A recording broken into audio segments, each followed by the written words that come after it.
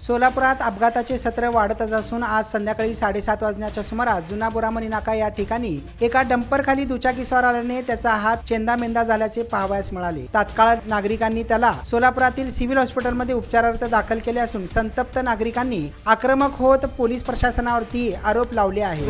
लुटमार करून एक जर असं ट्रेन बसले तर त्यांचे पैसे खाते दे 500,000 प्रत्येक गाड्या पकडतात बघा साहेब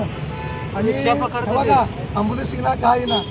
तो मात्र हे पोलीस घटना झाल्यावर नंतर पत्रकार आपले आले पण नंतर आम्ही त्यांना उडकतो बाबा पत्रकारमध्ये आम्ही बोलाव असं न्यूज हे ते कोण नसतं तिथं रिक्षावाले मदत करतात तिथं आपले रिक्षा ड्रॉपवाले आहे तिथं पूर्ण का झालं गेलं पहिलं धाव घेतात रिक्षा स्टॉप आपल्या पूर्ण गल्लीतल्या बोरामी नाका हे बोरामी नाक्यातले पूर्ण मदत करतात दहावी पहिलं कधी बी साहेब मदत करतात साहेब फक्त एवढं की साहेब जरा लक्ष द्या त्या वाहतूक साईड बंद करा आम्हाला हेच अपेक्षा आहे गरीब गोरे मरू नये काम करून खाणारे हातावरचे पोट आहेत आता त्याचा हात गेलाय